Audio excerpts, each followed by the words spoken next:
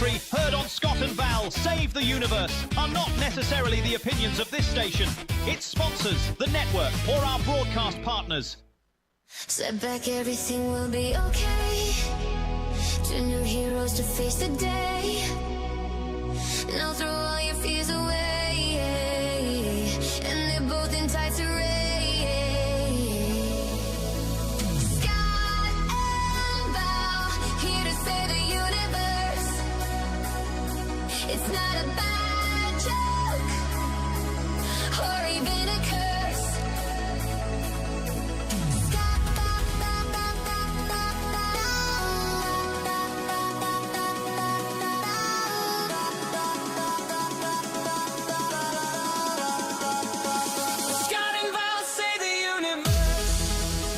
Ladies and gentlemen, friends and neighbours, not since Donny and Marie Osmond has America seen a brother and sister weekly entertainment extravaganza like you are about to see and hear. Decades of sibling rivalry in the making, a mother disappointed by both of them, plus some really bad DNA have come together to bring you Scott and Val Save the Universe. Val is looking absolutely radiant, which is impressive, considering she's standing next to her brother, Scott, a man who looks like he lost a fight with a mirror, and the mirror apologised. Well, good morning. It's Scott and Val Save the Universe, episode 14, as my brother and I broadcast live all over this morning. But most importantly, our childhood home of Chewelah, Washington, where Scott is thrilled to still be causing trouble, like 40 years from the day he graduated and left. Yes. But then you came back again, right, Scott, and got married. Yeah. And left again. Yeah. Then you came back yet again, built a radio station, and left. Yeah. Oh, wow, Scott, that's one thing you know how to do. Leave. Thanks. How are you today? Val, actually, I'm thinking about leaving. Oh, really? So don't Where even are you go going there. today? I don't know. I think I'm going outside as soon as this show's over because we finally hit 61 in Maine. Wow. The cat's been in here whining all morning to go back out. I had to show her the spray bottle, and she immediately left. Okay. She's well trained. Yes. All right. Let's see. We've got to invite people to make comments on our Facebook page. And this would be the Rogue Frequency Network on Facebook, Scott and Val Save the Universe at the Rogue Frequency Network. And if you watch we're on all sorts of platforms, KCHW's platforms, our platforms. But if we get the comments all in one section, it makes it easier for us to respond to you. We will glance around, see in case people didn't hear that, and see if there's any other comments. Leave a joke, say hi. We will give you a shout out. It's super easy. So, and if you want to comment on Val's insults this morning and how we started off the show, feel free to comment about that too. Woohoo, or give me some more ideas on how to insult him, because that would work too. And I'm kind of monitoring our KCHW station, but we'd strongly encourage you to head on over and check out Scott and Val Save the Universe on Facebook and our other platforms, just so we can, like Scott was saying, keep everything kind of centered in one location so we don't miss your comments. That's right. And we pop onto that one every now and then to see if the red circle's around our logo, just to make sure we're still live. Because we never know what's going to happen. We know, we never know. We just have to check daily if we're still alive. Yes. Let's see if I have a pulse today. Yeah. Yeah, I was telling a friend about some minor health problems, and he goes, "Wow, it sounds like you have an ulcer." And I looked it up, and I have all the signs of an ulcer. Oh, okay. So I hope it's not true. You know, you got to try. You got to be really careful though, getting diagnoses from Dr. Google, because you never know. Or Ron.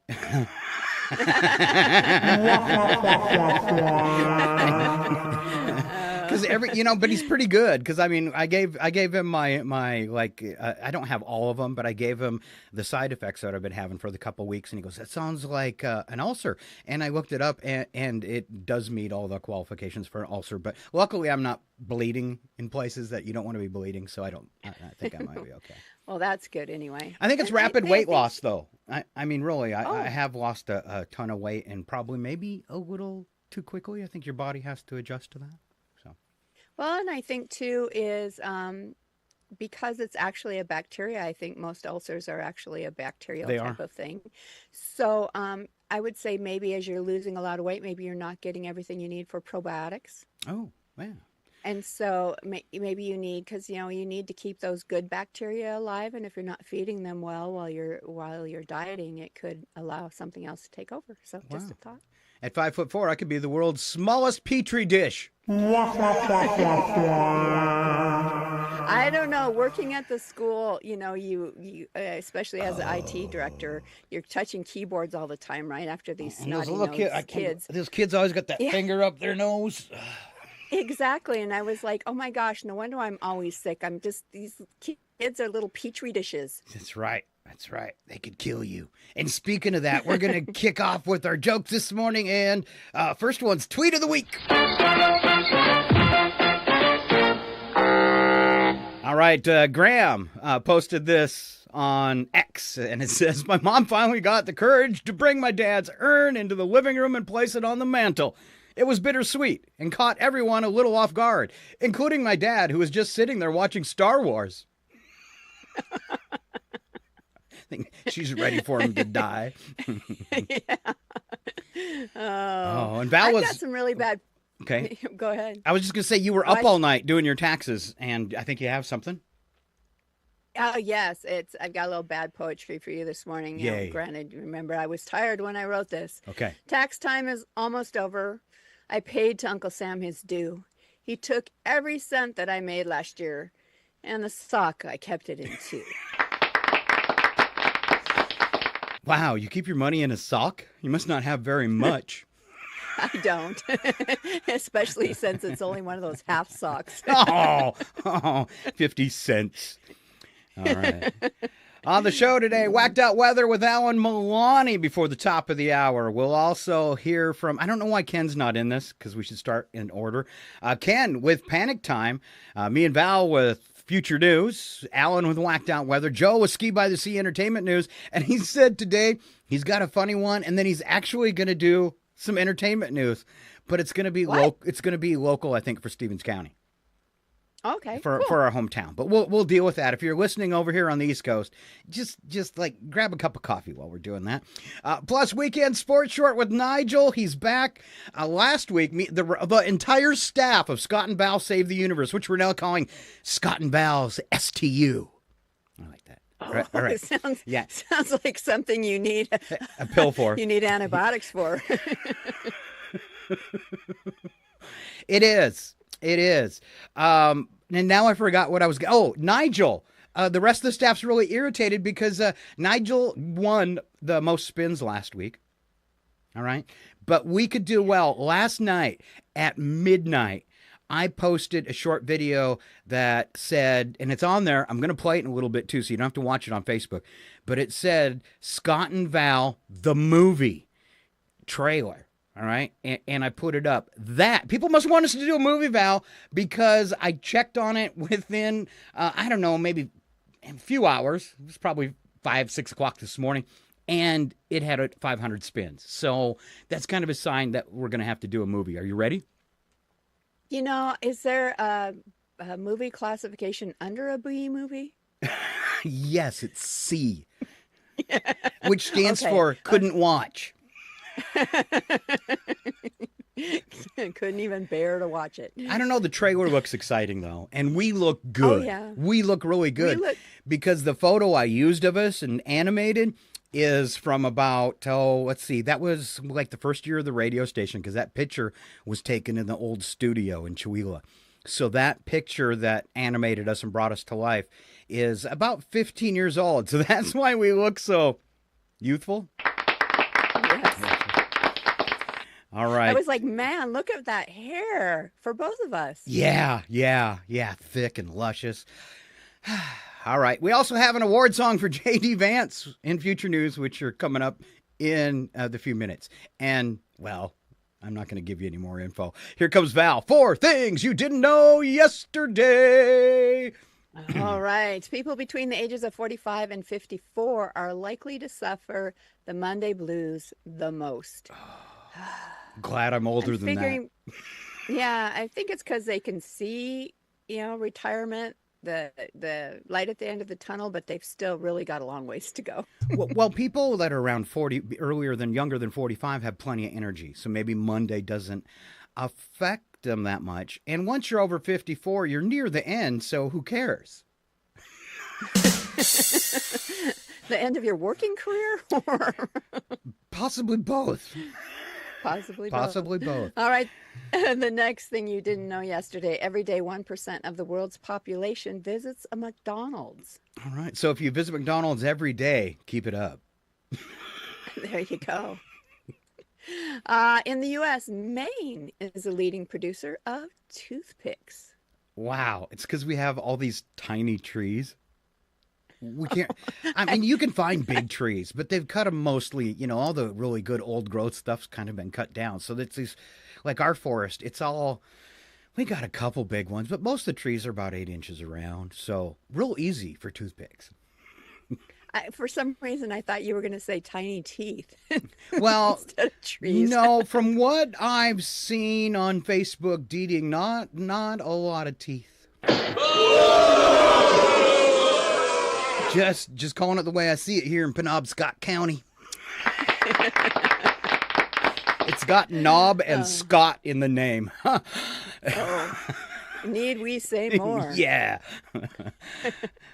All right, the last thing you didn't know yesterday, from the start to the finish, it takes 6 minutes to make a peep. Can I get close to the camera? I'm making one right now. Oh, I thought you were showing us your teeth. Both. All right. Taxing contest, Val. I'm going to give you a clue. Answer includes the phrase or the sound of the word tax. Okay? Ooh, all right. Okay. All right. You cannot look at the answers. They are down below. So do not. All right. I saw you glancing down. Stop it. I only saw the first one, and then I quit because I realized at that point that you would be cheating. Yeah. I should have taken the time to delete the answers, but then I wouldn't have known them. All right. I'll give you a clue. Here you go. This guy makes expensive but real stuffed animals. Well, I mean, I would have gotten it anyway, but it's a taxidermist. All right, Val, another name for a cab. Taxi. Also a television show when we were kids. Do you remember that? I do. With yes. Danny DeVito in the cage. My favorite Danny DeVito line is from Taxi, and he shouts out from the back over the radio for all the cabbies. This Christmas Eve, be sure that you don't let anyone puke in your cab. I would be more worried on New Year's Eve than Christmas Eve. Yeah. All right. Finish this historical phrase, Val. No blank without representation. No taxes without representation. Taxes. When you're giving someone taxes, it's called taxation. There you go. All right. It should have remembered it rhymed. Taxation without representation. That's right. Yeah. All right. When your enemy comes at you with a knife, he what? What is he doing? He's doing something to you. What is it? He's attacking, but that's not taxing. Say it right. Taxing. He's attacking you. That's right. You got to say it with emphasis. Along that same vein, Val, it's where Dallas and Houston are located. Texas. There you go. Good job. That being Texas. That being taxes. Yeah. All right. So since we're speaking of taxes, and I don't know if J.D. Vance is from the South, but he reminds me of somebody that would be. All right. So this might be offensive to some. And in case you didn't know, J.D. Vance won an award at the end of last week. And it was the award for the highest dislike numbers of any president in the history of the United States. And you know me, I'm a lyricist. I had to write him a song.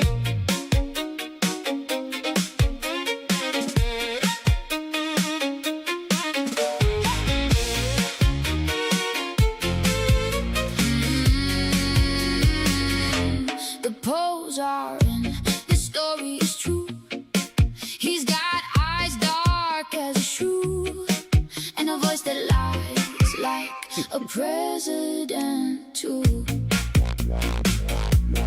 J.D. Vance, congratulations to you. As it turns out, the people really hate you. If the poll numbers are true, like Golem, nobody likes you. The reason you are the worst in history really is no mystery. From back in life with fake stories, here's your lasting glory. Like a Teletubby without a TV, yes, an embarrassment for all to see. Our vice president is now the worst in history.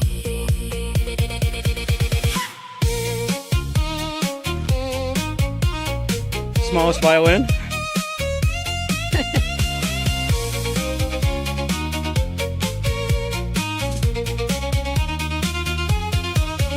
Like a Teletubby without a TV, yes, an embarrassment for all to see. Yes, an embarrassment for all to see. An embarrassment for you and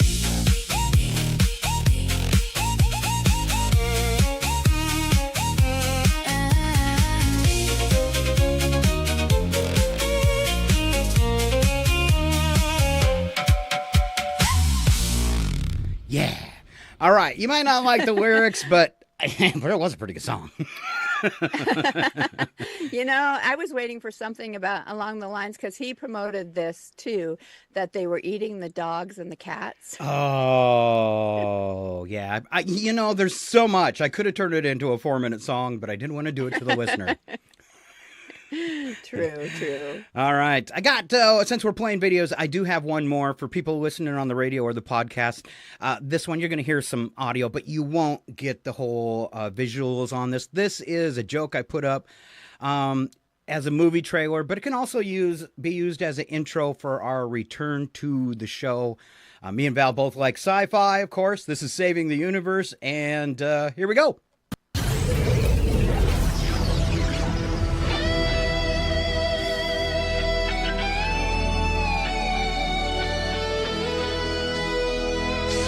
Val, save the universe!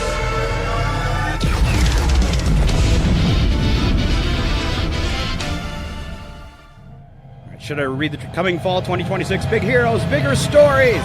Total bull.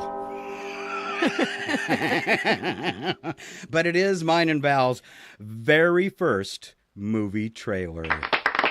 Yes. All right. And actually, And again, in it, I wish I still looked like that. I don't see any changes. You might, Oh, but I don't see any changes. All right. Speaking of things that make us happy, all right, I have a list, the top simple pleasures in life, and me and Val are going to go back and forth on these.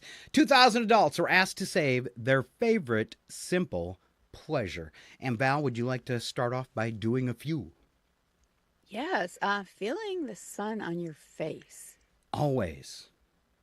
especially after a long, dreary winter, right? That's exactly what I was going to say. All right, keep going. Oh, sleeping in a freshly made bed. The smell of fresh sheets, especially if you still have a clothesline. Nothing smells better than sheets that have come off a clothesline. You know, it isn't the smell for me. It's just the fact that in my mind I know they're clean and the bed was made fresh. So, Oh, okay. All right. but that's the terrible thing. Right, I only change my sheets every 6 months, so it only happens twice a year. That's on you. Oh. You can't blame that on anyone else. Oops. Okay. All right. All right. How about stunning views? Yeah. That feels pretty. I bet in some like awe-inspiring views. Some other ones on the list: waking up to sunshine, which is right there with feeling the sun on your face. But it's a little different in the morning when you wake up and it's a beautiful, bright, sunny day. You start singing that song. All right. A nice dinner. I'm iffy on that one. You know, yeah, if somebody else cooked it for you, right? Yeah. I mean, not that I mind cooking that much, and it's still kind of, satisfying when you make a really good dinner, but a nice dinner that somebody else has cooked. Being in the country or the woods, I'm going to give that one a huge thumbs up because, I'm in the middle of nowhere. I see people once or twice a week, and half the time it's on screens. So I am alone most of the winter, and summer is definitely my jam. As soon as the weather hits 45 outside, rain or shine, I'll find something to do out there because winters here are so miserable. I'm working on it, leaving. So my advice to you is if you're moving to the state of Maine, make sure you have enough money to move to the state of Maine, but to live somewhere else half the year. I'm serious. I thought you were going to say enough money to move back out. No, it's beautiful, but not winter. No, keep it. So I have to make a comment because Brad and I went out last year. I mean, we've had an unseasonably warm spring, so we went out last year and we spent a couple days camping at Sand Canyon, which, if you are a Tooele native, is just outside of town. Beautiful area. Got lots of great side by side trails. I can't get that out. Yeah, running the trails and stuff. But I have to say, and I've written a song, and it's gonna come out next week on the show. About it's so disheartening to pull into the campground, and there's garbage in every single fire ring. Oh. It's just, and to see water bottles and beer cans and everything just strewn everywhere. It's really disheartening because this is a beautiful area. And, if you are a citizen of Tooele or even Stevens County, this is a treasure for everyone. And to see it just being disrespected in such a way, it's just disheartening. It was really sad. I mean, Brad and I spent an hour just walking around with a trash bag and picking up the garbage of the whole camp area. But yeah, how could you go out to enjoy the forest and leave garbage behind? What a moron! Yeah. All right, it's rude. We're coming up on Ken, Sorry. so let's burn. No, that was good. Let's burn through some of these. I'll do some really fast, and you can, and just yell if you like it. Seeing flowers or tree blossoms, that's a good feeling. Simple pleasure. Yes. Listening to your favorite song. Making someone smile or laugh, always good. That's why we're here. Our attempt. Long walks. Going to the beach. Oh yes, dining out. Hearing so expensive. Hearing nothing but birds tweeting. Oh, unless it's a blue jay, that makes you want to get out your gun. Or a magpie. yeah, those two. Cake, Val. Yeah, cake. Some people, I think that my husband would be there, not me so much. Sleeping in a big comfy bed. Okay. All right. Finding money in your purse or wallet you'd forgotten about. Having dinner made for you. Always good. Yeah, we've kind of hit the dinner thing. Yeah. How about a roaring fire? Always. Especially if it's a roaring campfire. Yep. Yeah. Getting a package delivery. Val gets this every day. And then right after that, I hear from my husband, "What did you buy now?" Yeah. And last but not least, finishing a really good book. Never done that. All right, let's move on this morning. And we did this last week, and it was one of our highest viewed shorts ever. We did it a couple weeks ago, I should say. And we did it with Gary, and I'm really sorry if your name's Karen, but we haven't done it. We've done a lot of names, but we haven't done Karen yet. All right? And okay. I actually have, for one of these movies, I've got a poster. I'm going to have it all make sure I got it ready.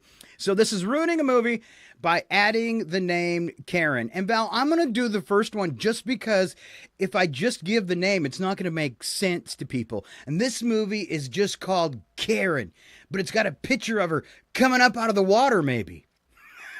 Okay. Oh, because it's a Jaws remake, but it's simply called Karen. And it says, Karen. a great white Karen who circles the beach demanding the lifeguard get off his phone. Great white Karen. Oh, my God. Okay. How about Karens of the Caribbean? You will listen to me. I have a Yelp account, and I'm not afraid to use it. Yeah. I don't like this one because I love animals. The Karen King. She didn't earn that throne. She demanded to speak to the manager of the Pride Lands. Karen Man, no way home. She refuses to leave the neighborhood and needs to speak to the HOA immediately. But she's still full of spider webs. In her brain. Yeah. Oh, and I've got the poster for this next big movie here. You're going to like this. Oh, it reversed on me. All right. If you can read backwards. There we go. Now she's a Karen of the Rings. One Karen to rule them all. In the suburbs that binds them all. All right. Oh, good Almost one. as good as Karen of the Rings. Jurassic Karen. The dinosaurs don't scare her. She has to see their permits. Frozen Karen. Let it go is literally the one thing she can't do. Oh, how about the Karen Matrix? She took the red pill, filed a complaint about it, then demanded a refund for the blue one. Avengers, Karen's Endgame. She snapped her fingers and half the restaurant staff quit. That kind of sounds like our mom. You never wanted to be waited on by our mom and make a mistake. Just saying. No. We're not that How way. about Gone with the Karen. Frankly, my dear, she doesn't give a damn about everything. Loudly to your manager. So, the silence of the Karens. She was asked to keep it down.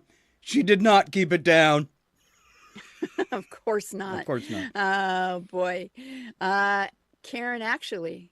Oops, I missed one. No. Oh, No, you did. no, yeah, I did.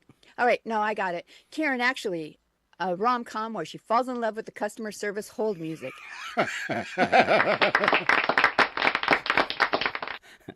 No country for old Karens. Opinions. Spoiler here, every country heard them already.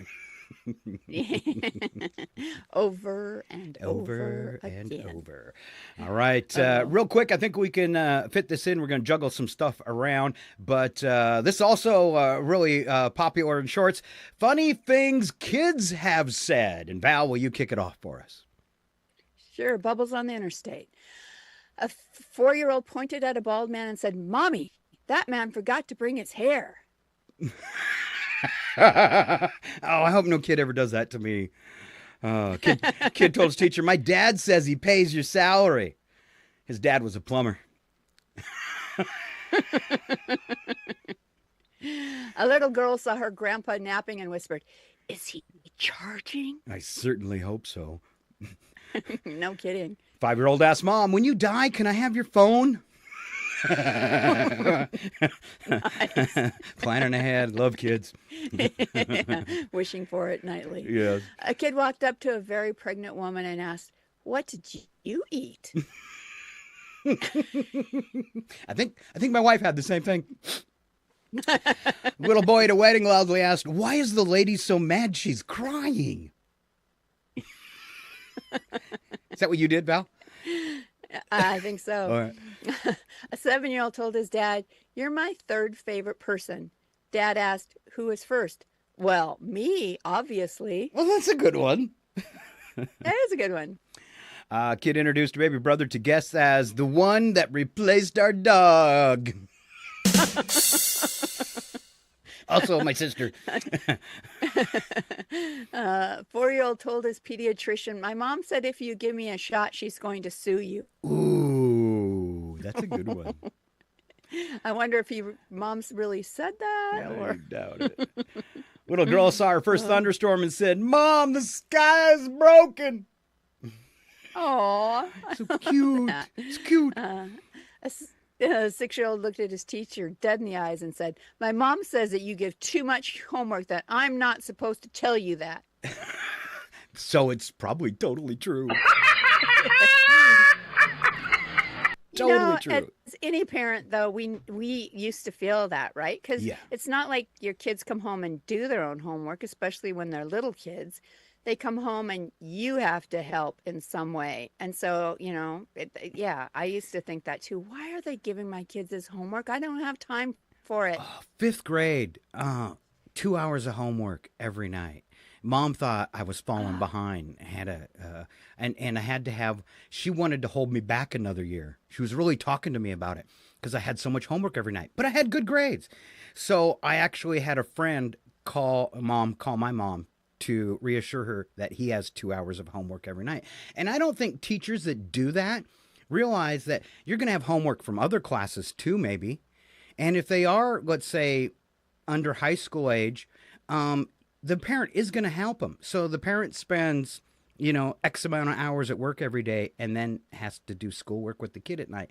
And I think they need to be more cognizant of that, because as I can remember as a child, especially 4th, 5th, 6th, 7th, like middle school, ridiculous amounts of homework. Like that's what you're supposed to do after school every day and have no social life.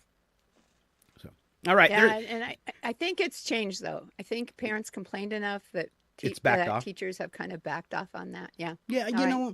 Looking back, it was probably a little better for my kids. I don't remember being as bad as it was when I was a child. So you could be right, and I'll shut up. Last one we had here was a kid refused to eat his dinner, crossed his arms, and said, "What, Val?" I do not agree to this meal. I want mac and cheese. Exactly. Get it Corn straight. dog. A little mac and cheese. All right. We have a good buddy that is in the green room, and we are going to let him in because, well, we like this one. Get ready! Wait for it! It's panic time! Calm down, it's not the end of days! And now, your panic time host, Ken, you kids get out of my yard! Owens! Hey, you kids, get out of my yard, Owen! And a big welcome to the one and only Ken Owens to Scott and Val Save the Universe. Good morning, Ken. Well, good Giving morning, himself everybody. A round of applause. Look, yeah, someone's got to clap. Well, no, I'm clapping for me. I'm clapping for us all. I was so excited. We're gonna be in the movies. I was looking up on my phone. I'm like, right here, and I'm like, okay, I need it. Do I need an agent? I've got to get an agent. Do I get headshots? It's just a cameo. Yeah. Dan, it's just a cameo. It's just a cameo like this show. I was practicing. I mean, I was like, my speech, the red, I don't like really red. Do you think they could change it to like a blue carpet? Because I really don't like red. Well, I guess I could put up for it. So my speech, we're all up on the stage. We're getting the statue. I'm like, hey, I want to thank everyone that got me here. I want to thank my dogs, the guy that does our gardening. Wait, I'm not done. Oh, yeah, the plumber. I got to thank... the guy at 7-Eleven for, kind of giving me that free cup of coffee because he recognized me because I'm a star. I'm getting free coffee. I mean, I am so excited. So tell me more about it. What's my part? It's a cameo, right? So a cameo is that the guy that pushes the hot dog cart? You see him? What do I do? No, you're going to be a guy that just runs through different scenes at random times, just flailing the arms going, "Oh, panic!" Wait, I'm not streaking, am I? I mean, I have clothes on, right? Yes. Well, we can For talk sure, about we it. don't want everyone panicking. We could talk about it. God, thank God, because I thought, wait, if and I get a trailer. I get one of those big trailers with like a masseuse and makeup. I get makeup. This is so exciting. I've always thought that I was destined for bigger things. Well, wait, I think this is my bigger thing right now. Well, it could be even bigger. Oh, yes, you're destined for great things. This is so exciting. I mean, I was starting to panic. Now I'm starting to panic. I mean, I'm thinking, I need new clothes. I need everything. I'm going to be in the movies. Well, okay, I'm kind of getting off because you guys, so anyway, I was kind of panicking yesterday. Hey, whoever thought your tax guy could be a comedian? Right? Yeah. No. That'd be surprising. No. I mean, most tech guys, they're like, well, anyway, 41.173 is, hold on, let me. Anyway, Yeah, my tax guy. Who would have known he was a comedian? He called me up yesterday. Ken, how you doing? Well, hey, how's it going there, Bob? Hey, I'm doing really good. Well, Ken, I have your estimated tax amount for, this year. And I'm like, oh, okay, well, this is great, I don't take nitroglycerin pills, but I thought I was going to need some. He goes, yo, $19,741. Well, what? It's tax day. $19,000. What am I going to come up with that? Well, I have all those aluminum cans in the garage. I guess I could do that. Trade sell my wife's car. And then he laughs. An accountant laughing? What's going on here, Bob? I got ya. Yeah, I just need you to come in and sign your tax form. You don't owe any money this year. I'm thinking, oh my God, it's tax season and I've got a comedian for an accountant. Hey, I guess it's funny in his mind. I was like dying on the floor. Yeah. Wow. How about you guys? You owe any money? They're coming to get you. No. Remember, April 15th tomorrow, it's the day. Yeah. That's why they call it a deadline. That's a new one. Because if you owe $19,000, you're going to want to die. Yes, so I had this whole panic time thing, and then I started panicking about, I'm going to be in the movies, and then the tax guy came in. He's got a comedian, and I think I'm going to have to save my whole bit next week about why are we trying to carry things, way too many things, and it never works out. Yes, wow. It never works out. So anyway, I think that, at the time, I think I got carried away. I was panicking. I can't believe it. I know. Anyway, this is Ken with Panic Time. And once in a while, I even I panic all the time. But anyway, hey, stay tuned. Look for this shot. I'm going to be in the movies. That's right. You said so. Yeah. Anyway, We'll get you in the Panic Time. Thanks, everyone. Thank you, Ken. Just be aware, since you saved all the money on your taxes, I'm going to be starting a GoFundMe for the movie today, and I'm expecting you to be first since you saved $19,000. Well, I know. I was planning on what do I do with all that money that I just saved. It's like I told my wife, look, I'm worth keeping. She laughed, and I'm not really sure if she was laughing or like the lady in the wedding. Yeah. Why is that lady crying? I don't know. As long as she hasn't put your urn on the mantle yet, you're in pretty good shape. Oh no, I could put the 19,000 on the mantle. That's an urn. Ha ha. All right, just remember, 19 grand will get you a producer credit. I've got to produce the movie. Yeah. All right. The one everyone. And only Ken Owens. Round of applause. Thank you so much, Ken. Well, thanks very much, guys. Hey, and we'll see you next week. And it's about why do we carry so much laundry? Anyway, this is Ken with Panic Time. You all have a great day. All right. See ya. Good job. Just a few minutes away from our first break and rearranging things a little bit this morning. Ladies and gentlemen, it's time to strap in. 5, 4, 3. All systems go. 2, 1. We have it time.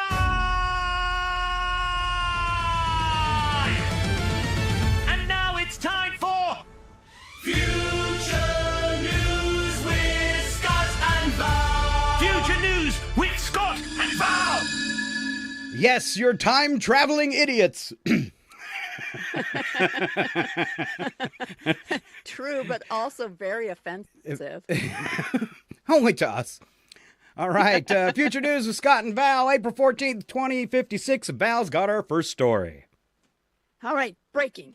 Elon Musk, great-grandson, launches first colony on the sun. In a press conference held Tuesday from his solid gold bunker in what used to be Austin, Texas, 19-year-old Chadwick Musk, the 14th, announced the launch of Solar X, a manned mission to establish a permanent colony directly on the surface of the sun. When reporters pointed out that human beings cannot survive on the sun, Chadwick replied, "That's a you problem." The mission is scheduled to launch next Thursday. No volunteers have been found. The crew will reportedly be selected from people who still have outstanding Cybertruck loans. Let's go live. So, hey guys, I think we're about to crash into the sun. Yeah, but it's gonna look really cool. It will look really cool. All right, Washington, D.C., our next story from 2056. After 34 years of heated debate, filibustering, and 2 government shutdowns, the United States Congress passed landmark legislation early Wednesday morning in a 51-49 vote. The bill was signed into law by President Kardashian Bezos, who celebrated with a 47-second Instagram reel. When asked what the bill actually does, no sitting member of Congress could answer. The bill's original sponsor passed away in 2041. Congressional Budget Office estimates implementation will begin sometime around 2089 if everyone can stay focused. Now, remember, it's 2056. Here's what's happening behind the scenes on this one right now. If a special session of Congress there is, easier for us to enter the Jedi Temple it will be. Yes. Yes. Next story coming out of Florida. Florida man still going strong at 94 somehow makes history again. This is out of Ocala, Florida, in what scientists are calling statistically impossible and frankly upsetting. 94-year-old Florida man Gerald Pitts made headlines Thursday after riding a motorized shopping cart into a wildlife preserve, accidentally discovering a new species of alligator, naming it after himself, and then attempting to sell it on what remains of Facebook Marketplace. Wildlife officials say this is Gerald's 17th appearance in national news. Gerald had no comment as he was busy. Let's find out why. All right, Gerald, what is it? Fish got your tongue? Alligator. No, an alligator. The alligator. All right, on to Cupertino. Could I have a Cupertino? Tino? California. Apple unveiled the iPhone 47 on Wednesday in a 3-hour event that ended with a 14-minute standing ovation from people who had been in line since last February. The base model, priced at $4,200, comes with a phone body and a pamphlet. The screen is available as a separate purchase. Oh. The battery is sold. Yeah, the battery is sold in a bundle with the charging port for an additional $800. The ability to make and receive phone calls is part of the new Apple Connect subscription, which is $29.99 a month on top of your phone bill. CEO Tim Apple Jr. called it the most personal device we've ever made. The phone is not compatible with any previous iPhone accessories, phone cases, or the concept of value. See, Val, in the future, much like the past. Phone home. That's it. All right. I think I read 2 stories in a row. Yeah. Okay. Right. Let's go on to this one. In Chicago, Illinois, Starbucks announced Monday the launch of its new Precision Personalization menu, which allows customers to customize their beverage ordering using a proprietary 97-word ordering system developed over 6 years and a budget of $340 million. The average customer order is now estimated at 4 minutes and 12 seconds to verbalize. Starbucks also announced that all barista positions now require a Bachelor of Beverage Science from an accredited university, as well as a working knowledge of 3 languages. Starting pay is $14.25 an hour. Also, a venti oat milk caramel drizzle upside down half sweet no foam extra hot latte will now run you $31 and your dignity. All right, I got a Scott and Val challenge. Can you read that order really fast? Okay. Venti oat milk caramel drizzle upside down half sweet no foam extra hot latte. Good job. That's impressive. All right. It's so depressing. I was waiting for you to do it faster. Oh, I don't know if I could. A venti oat milk caramel drizzle upside down half sweet no foam extra hot latte. You got it. Okay. You're the big winner. What? What'd you call me? You win Shut up, Wesley. You win one. All right. That story was so depressing, Val. And as we wrap things up, here's what one manager had to say to an employee. Can't get around the old minimum wage, Mortimer. Oh. See, even in 2056, minimum wage, $14.25. And Still not a living wage after all these years. Nope. And that is your future news for Tuesday.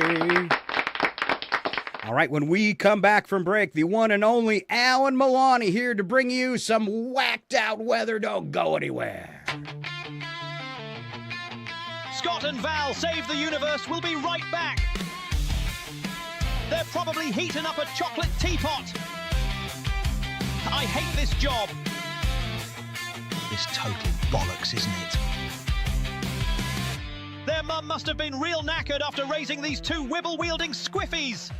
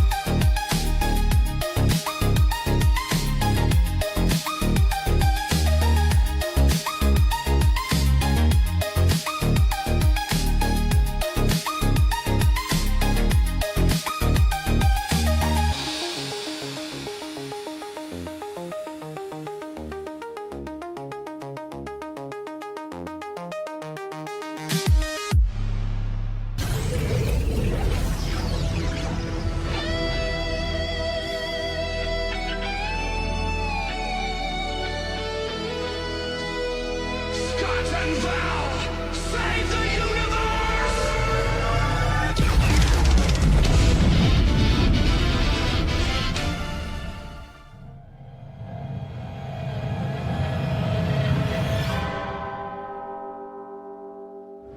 It's time for RFN weather. Here with your national weather outlook is Alan Two Shoes Milani. Alan, Two Shoes, Money!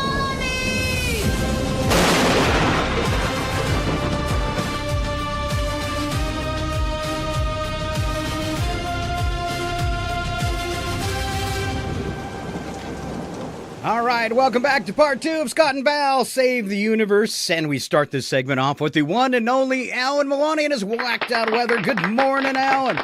Good morning, sir. Good morning. I like the planet behind you today. Very You like that? spacey. Yeah. Yeah, I had to switch it up a little bit. Excellent. Looking good. Yeah. All right. So I gotta say, it's a little nicer when your intro doesn't get deleted too. Yeah, I was hoping you'd notice that today. I actually had you queued up and press the right button. Perfect. All right. All right, let's get into your national forecast, starting where spring shows up late, undressed, and slightly confused. From eastern Washington through northern Idaho and into western Montana, Tuesday kicks off cool and unsettled. Scattered rain showers, some mountain snow, and highs in the mid-40s to low 50s. By Wednesday and Thursday, we keep the clouds and spotty showers around, but temperatures slowly inch upward into the 50s. Then by Friday into the weekend, we finally start to dry it out a bit. More sun breaks, highs pushing the upper 50s to low 60s. So yes, Scott, that's when you can call it nice out. Not Tuesday. Tuesday's still regret with light drizzle. Okay. I'm writing it down. It sounds like him after a weekend. Note taken. California follows a similar arc. Tuesday, Northern California deals with lingering showers, while central and southern parts stay mostly dry. By midweek, high pressure builds in. Sunshine takes over, and by the weekend, it's 60s and 70s across much of the state. Meanwhile, Los Angeles continues its streak of suspiciously perfect weather, like it's cheating off another planet. All right. Rockies and Plains, here's where things ramp up. Tuesday into Wednesday, breezy conditions develop across the Rockies and High Plains. By Thursday and Friday, a storm system brings thunderstorms across parts of Colorado, Kansas, Oklahoma, and Texas. Some could be strong with heavy rain, gusty winds, and hail. So if you're traveling, stay weather aware. And Val, this is your annual reminder, running towards lightning for the aesthetic is not recommended. Oh, but I look so good in that lighting. Or lightning. Lighting. Right. Midwest and Great Lakes, Tuesday starts cool with highs in the 40s and low 50s. By Wednesday and Thursday, temps moderate, but by the weekend, much of the region reaches the 50s and 60s. Expect on and off showers throughout the week. Nothing too dramatic, just enough to keep your umbrella in a committed relationship. Oh. In the Northeast, a chilly start Tuesday with breezy conditions and highs in the 40s, gradual warming midweek. Then by weekend, you're looking at 50s to low 60s with a few passing showers. So overall, not bad. It's kind of like Scott's cooking. It's not amazing, but it's technically acceptable. You didn't have my dinner last night. Was it good? What'd you have? I was out of food, so I made rice, hamburger, and then I didn't have anything else, so I made country gravy, and I just poured it over the whole thing. Nice. Sounds good. I put a little. It might be bad for you. I put some Italian seasoning in there, so it might make the hamburger taste a little like sausage. Nice. And then I put half and half in everything. So perfect. Yeah. So southeast and the Gulf Coast, Tuesday through Wednesday, a frontal system brings rain and thunderstorms, especially along the Gulf Coast in Florida. By Thursday and Friday, things begin to clear, and by the weekend, it's warm and humid with highs in the 70s and 80s. Basically, summer is stretching and cracking its knuckles. National wrap-up. So across the country from Tuesday through the weekend, we're looking at a cool, showery start in many regions, storms midweek in the plains, and a milder, more spring-like finish by Saturday and Sunday. In other words, layers. Lots of layers. Lots of layers. And now your nearby planet forecast, Saturn. Over on Saturn, your Tuesday through the weekend outlook is aggressively unfriendly. We've got temperatures around minus 280 degrees, powerful winds whipping through the atmosphere, and occasional methane clouds drifting by like they own the place. Honestly, it's a lot like the inland Northwest, but with fewer coffee shops. Winds can exceed 1,000 miles an hour, which is still somehow less chaotic than Scott trying to assemble IKEA furniture. And Val, good news, no humidity. Yes. Ooh, good. This hair is frizzy enough as it is. The frizz. Alan Milani, I find your forecasts. I find this scientifically fascinating. Yes, yes. I'm surprised I didn't get a shut up, Wesley. The only thing you're missing perhaps is like Joe coming by in the background with like a stick drawing of clouds and storms. I'm going to have to get me a green screen. You could just have Joe behind you, and whenever he could shuffle papers, and then whenever you like change the weather changes, he could hold up a picture of the sun or clouds, or maybe Brenda will do it for you. Maybe. I'll All see right. if I can talk her into getting up this early. The one and only Alan Milani. Thank you so much for joining us today, Alan. Great forecast. Thanks, guys. You bet. See you next week. All right. See you. All right, me and Val are going to move along this morning. We missed it last break, but we work hard on these, so we have to go back and play catch up. We call these Answer Wrong and Win. The thing is, though, I don't have enough wide enough screen. I always put my hands out like this, but nobody can see it. So Okay. I need little dinosaur arms. All right. Thank you. I'm presenting something to you. That's how I'll have to do it. All right. So Answer Wrong and Win. We do these ahead of time to see if we can outdo each other. Right? Right. All right. So I'm getting to where I need to be. First question we had this morning was, what do cows drink? Would you like to go first or second, Val? I'll go second. All right. I'm just going to warn you, I put a lot of effort into these last night. Okay. All right. Okay. What do cows drink? My wrong answer is orange Fanta. They prefer the 20-ouncer, but they'll take a can in a pinch. Okay. Val's wrong answer. Mine was chocolate moo shakes. That's how they get chocolate milk. Oh, okay. All right. That's pretty good. Yeah, All okay. right. How many days are in a week? My wrong answer is 11. Okay. Any questions? How did you come up with 11, Scott? Well, I included Blur's Day, No Way Day, Y Day, and then there's that one that comes after Y Day that nobody talks about. 11. What did you come up with, Val? I came up with 3. Yesterday, today, and tomorrow. Ooh, that's bonus points for clever. All right. What planet do we live on? My wrong answer was a medium-sized one, clearly being ran by somebody who has no idea what he's doing. Clearly. My answer on this one was the planet of denial. Ooh. We deny we deny climate change. We deny that our president is demented, and we deny that vaccines are good science. All right, and I already did that one. Next one. What do you put in a toaster? My wrong answer? My ex's photos.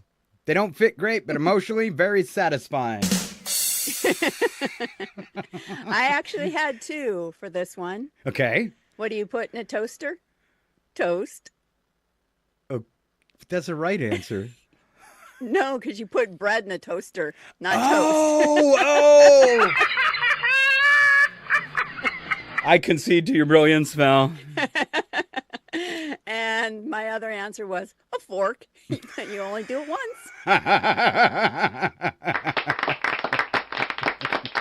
I don't know. I was able to shock myself with the top of an oven twice in a row. Twice. And if you're Scott, you do it twice. And my buddy said, you need to go to the hospital after you get hit by 220. It throws your heartbeat off. And I said, it's okay. I got hit again. Out of rhythm, back into rhythm. Yeah, I'm the only person I know who actually AED'd himself.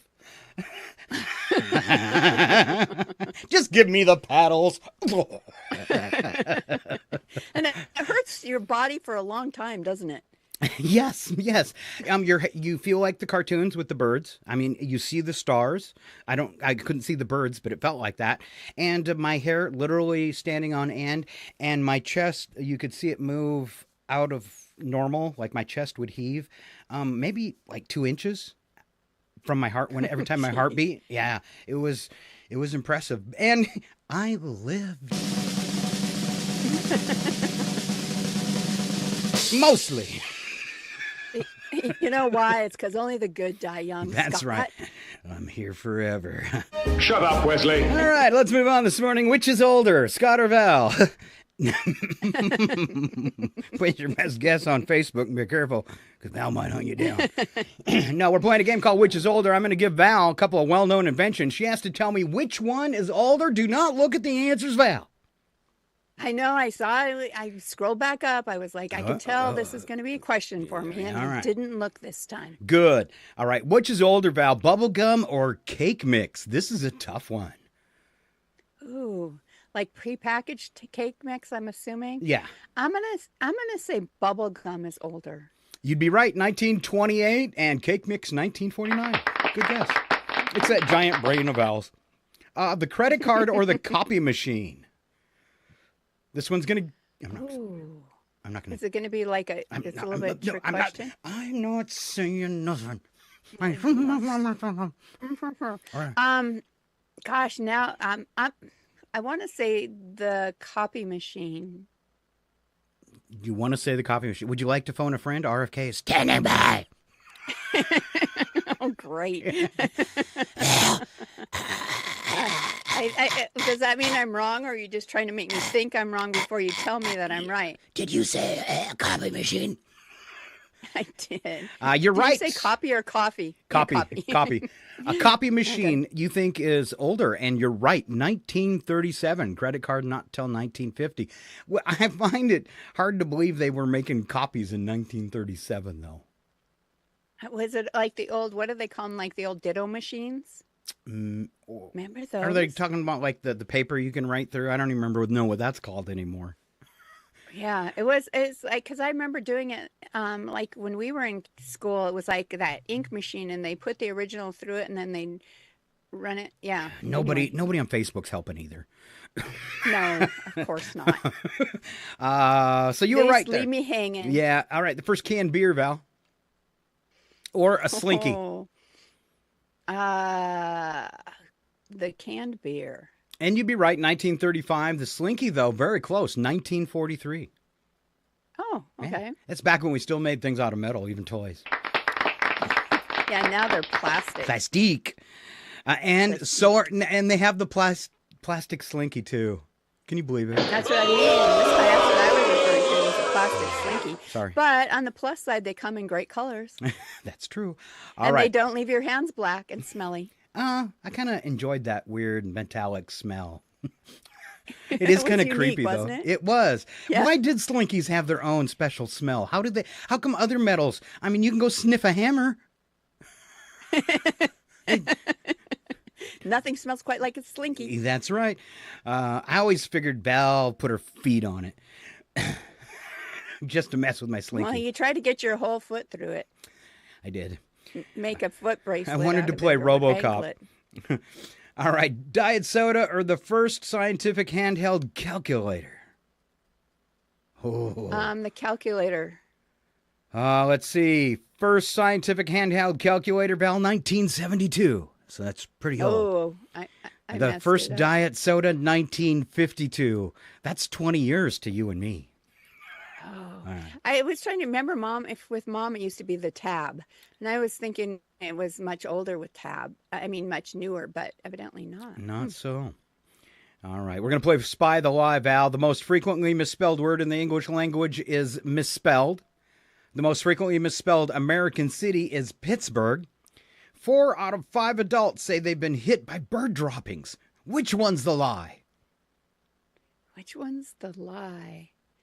I'm going to say the most frequently misspelled word is misspelled. I'm going to say that's the lie. It is a lie. Good job. Any idea what the most frequently misspelled word could possibly be? I want to say like something that's I before E or E after I, like receipt or something like that. It's restaurateur.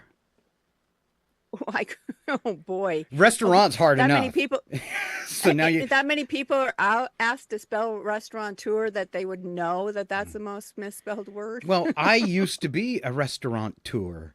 My restaurant was a Ooh, well, failure, good for but you. so So I could still have the like name tag that said that on there. I didn't have manager Scott on my the door. Restaurateur. Yeah, I didn't have manager on my door. I had restaurateur. Doesn't sound that impressive, does it? No. All right. Let's keep moving along this morning. Birthdays. You want to throw a few of your favorites out of that list, Val? Yeah, I'm just gonna go ahead and cruise down a little bit just because I was not wanting to, accidentally see wrong answers. But Okay. I'm here. All right. Sarah Michelle Gellar is 49 years old. She was from Buffy the Vampire Slayer. Adrian Brody, 53, Academy Award-winning actor for The Pianist. The Peter Capaldi, 68, known for Doctor Who and the Musketeers. What else looks really good here? Hey, I'll I see got a which ones question I here. can- So Yeah. Adrian Brody and the Academy Award winning actor for The Pianist, that's the movie they give him, but he's been in so many other movies, and my favorite one with him is the Predator movie. Oh, Yeah, okay. Adrian Brody and Predator. So whatever, The Pianist. I ain't watched it. I'm not gonna. Whatever. Yeah, for sure. All right. Anthony Michael All Hall. right, Debrat. Oh, okay. Anthony Michael Hall, Okay. best known for Breakfast Club and 16 Candles and what, Dead Again, all sorts of stuff. 58.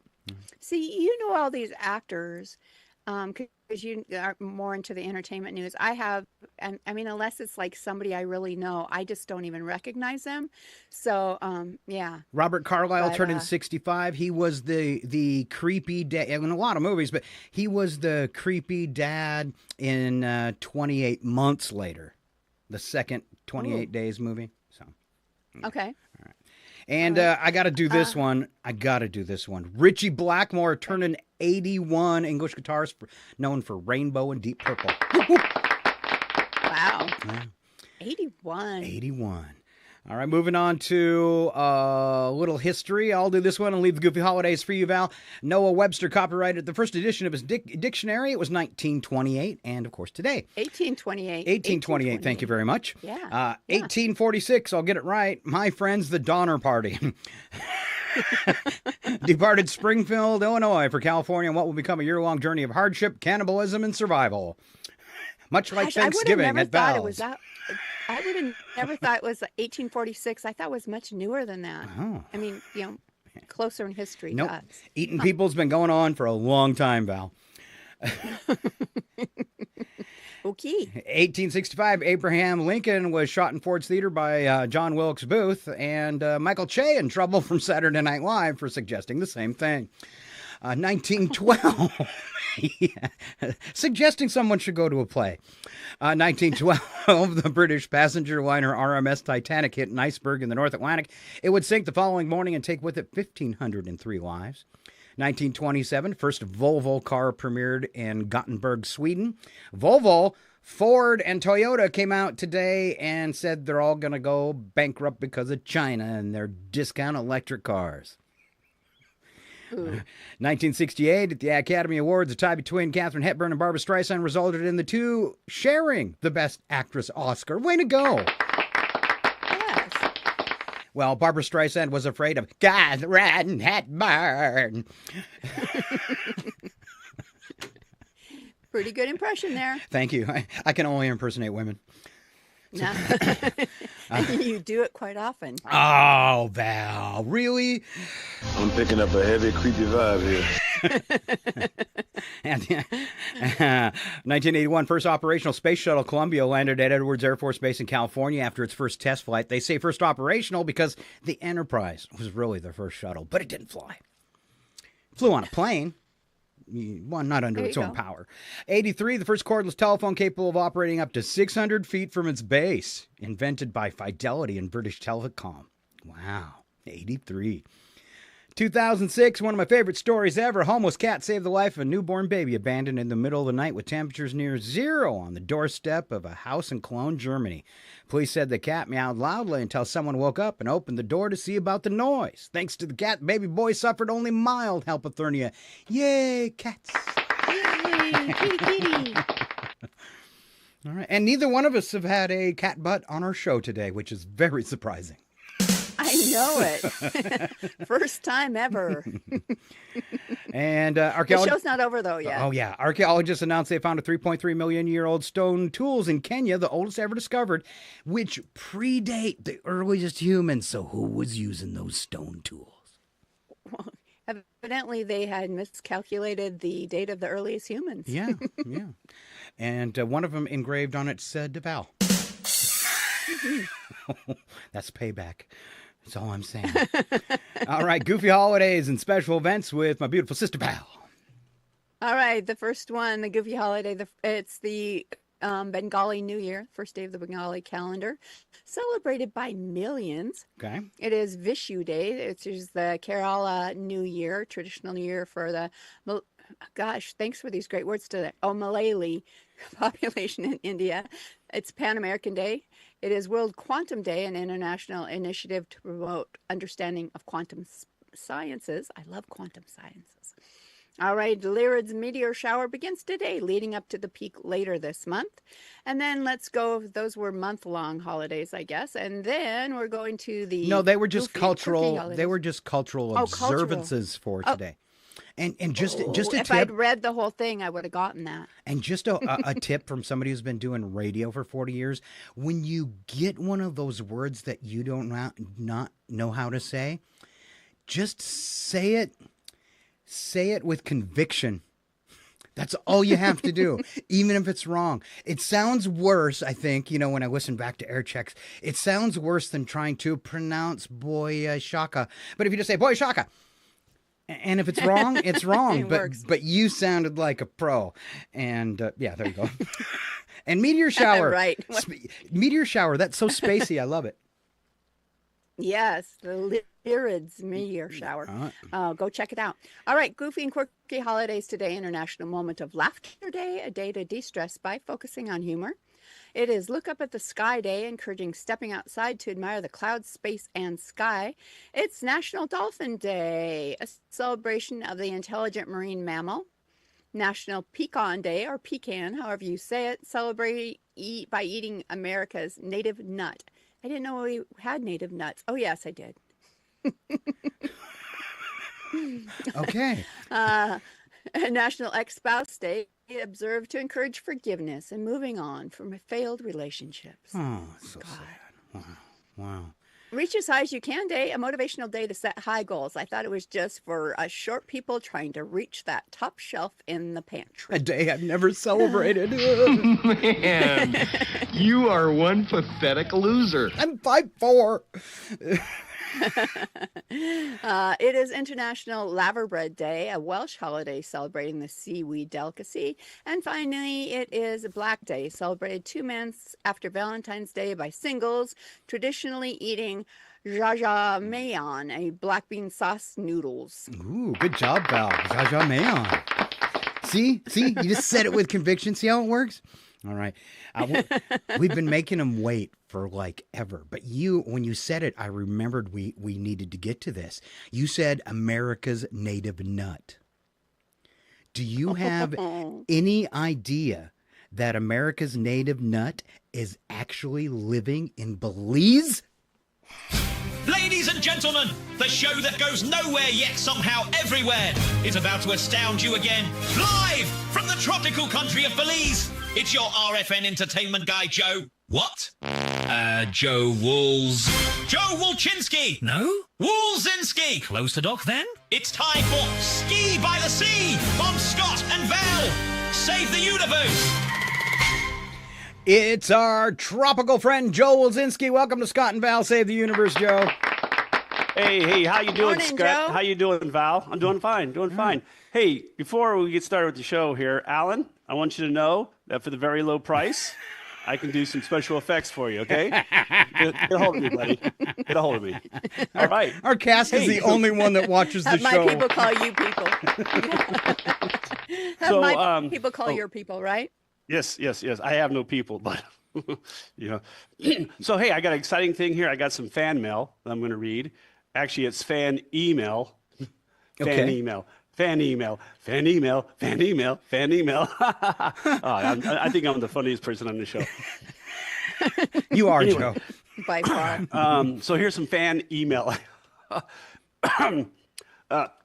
Sorry. Dear kind sir, my name is Abil Hakim, and I currently work at the Ethiopia Embassy. We have a check for the poor people of America, but are having a difficulty getting it to the poor people of America. I am requesting your assistance as an American citizen in getting this check to the poor people of America. Please respond to this email so we, together, can assist the poor people of America. Abil. I'll have to answer that later. Sir, please contact us about an extended warranty. Alcon, 2 B-52s will depart at 0400 hours Central Time from America's heartland and head towards selected targets at coordinates KL09231034. Drinks at my place afterwards. Is that from your buddy Pete? Ski. Hey, buddy. Ignore that last message, okay? Thank you. Pete. P.S. You are my favorite segment of the show.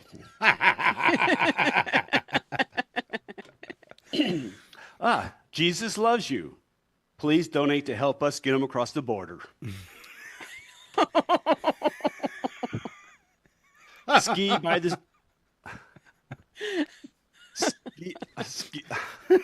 I just got Ski it. by the sea. Ski by the sea. Yes. You need to quit making fun of Scott. He has tremendous talent and is also cool. You are just jealous of him. Signed, Scott's best friend. Scott. Scott, you spelled tremendous wrong. Thank you. You're welcome. I hate spelled So hey, there's a lot of great movies out there. There's like that Hail Mary full of sinners, right? With the Ryan Reynolds guy or whatever. But those are the big Hollywood movies. Yeah. But what we need to talk about, since we're such kind of like independent and just low performing, is the independent filmmakers out there. So I'm going to spend some time talking about them today, if that's okay with you guys. Okay. And if not, what the heck. So first thing I'm going to do is talk about some events that are coming up, where you can support these independent filmmakers, or you can send me a check for $100,000. That would be great too. So on April 18th is the Idaho Panhandle Film Festival. Okay, the doors open for the 3rd annual Idaho, at 9:00 on April 18th. Okay, what I really want to talk about is that there are some locals there from Spokane in our area that are going to be there. KS Brooks is going to be there. I think you guys know KS. We love KS. We love KS. Yeah. She's really doing some great stuff with her musical parodies and all that good stuff. I've invited her to be on this show, and I haven't heard back from her. Oh, okay. Well, she knows you, Scott. Okay. And then there's she's got a feature film. Maybe I should Bloodstone. invite her. Yeah. That might work better. Yeah. She has a feature film, Bloodstone, that she's been working on. That you guys might know who the star of it was.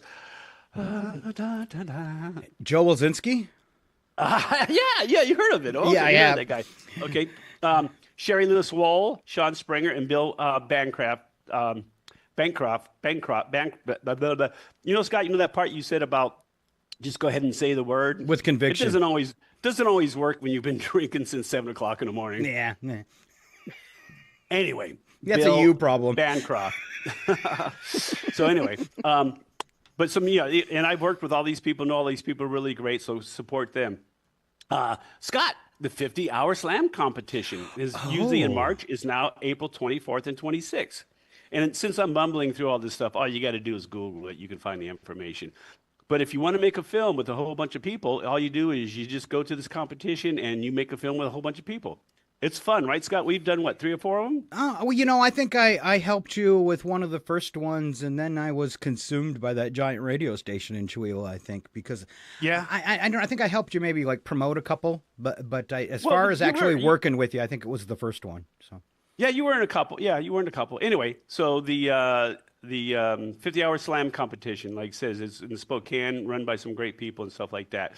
May 21st, 2026. Where is the only remaining drive-in theater in Eastern Washington? Colville. Kettle Falls. Colville. Kettle Falls. Well, okay. I mean, if you drive to Between Kettle Falls, the two. you'll say in the middle. Yep, it's the Auto View Drive-In. It's going to be a free show. Okay, it's sponsored by some really great people. And I'm not willing to say who those are. Anyway, but yeah, the would it be you, Joe? Yeah, you heard. Okay, anyway, so yeah. Is this? I'm confused, Joe, and I just want to make sure the listeners are staying with us. So you were talking about they've probably gone already. You were talking about one that's in Idaho, and then you mentioned the 50-hour slam, and now you're talking about the Auto View. Which one is happening at the Auto View? Oh, that's the Pacific Northwest Filmmaker Showcase on the 21st of May. Okay. I need to start drinking a little bit more. Yeah. So, all right. I wanted to. This is 3 different shows, correct? Okay. Right. So the Idaho one is April 18th. You have to pay for that one. The 50-hour slam, 24th to 26th. You have 50 hours to make a 3 to 6 minute film. That's free. And then the Pacific Northwest Filmmaker Showcase, May 21st, 2026, at the Auto View Drive-In. Show starts at dusk, and this event is free. Anyway, the point of what I'm trying to talk about is that I need time to kill on this show because you guys will eventually start paying me, so I've got to fill that time up. Yeah. But more importantly is what you really need to do is support independent filmmakers. I'm sure they have them in Maine. I'm sure they have them. I know they have them in Spokane. They have them all over the place. The Spokane Film Project and, We Few. So if you want to make movies, there's no reason not to. Now, if you want to make a movie with Ryan Gosling, I don't know. He doesn't answer my emails. So anyway, that's pretty much all I wanted to talk about. Did you see our movie trailer? Which one was that? This morning. Did you see our movie trailer? No, I didn't. Usually in the morning I'm running around getting things set up. Do you want to see our movie trailer? Yes. Where can I see it at? Right here. Oh, awesome. Right now. Right now. Right now.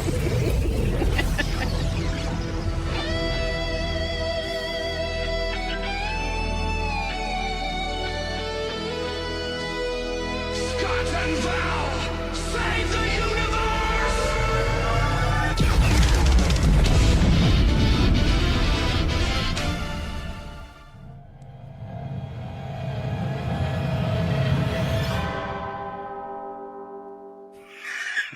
I had just missed that because I saw the scrolling and stuff like that. All right. I want to know when Space Janitor is coming out. I've got too many fires in the oven. Well, you need to turn off some of those burners and get to it, Scott. So anyway, yeah, support I was local. kind of waiting for that one too. Support local independent filmmakers that are out there. Just Google it.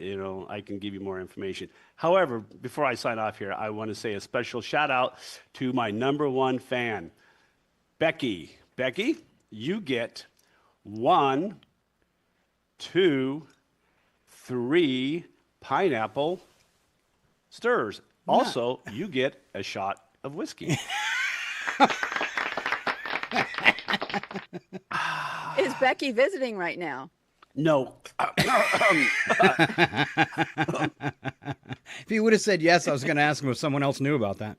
No, she's not visiting right now. She will be. She will be. She will be next month. She will be next month. All right. Well, hey, thank you so much, Joe. I guess it's been fun, and hopefully I got some information. One last question. The first one you said was where? Oh, I think it's in Wallace, Idaho. It's the Idaho Panhandle Film Festival. Well, I'm not sure 1884. our international viewers know about Wallace. Would you mind saying that yeah. again? Idaho? Yeah. That's frightfully interesting. We pronounce it Ohio. Potato head! Way to go, Idaho! All right, now everybody knows where Idaho is. Okay, that's good. Anyway. Thanks for clarifying, Scott. Yeah, I think I confused him. All right, enjoy your cocktail. Enjoy your day in the tropical country of Belize. One last question. Why aren't you outside today? Is it stormy? We got people doing work out there, and there's a lot of stuff going on. Well, if there's men without shirts, Val would definitely like to see him in the background, so don't let that scare you. All right. I'll have a drawing next week for her. All right. Since Ryan won't answer your calls, I mean, maybe the next best thing. I don't know. Okay, I'll see what I can do. Well, hopefully people enjoy the rest of the show because I don't know about this portion. All right. Anyway. A big thank you for the real stuff as well as the comedy. Once again, the one and only Joe Wolzinski. Val, we've got so many things we could do this morning. Do you want to play or do we want to do some headline news? Ooh. It's a tough decision. Depressing news. It is. But probably things people need to Let's just play. Let's just play. Okay, let's do a really short, a few headlines, throw them in there, and then let's go on to the fun stuff. All right, we'll do them really fast, and we won't talk about them. All right, here it comes. We need some tension music.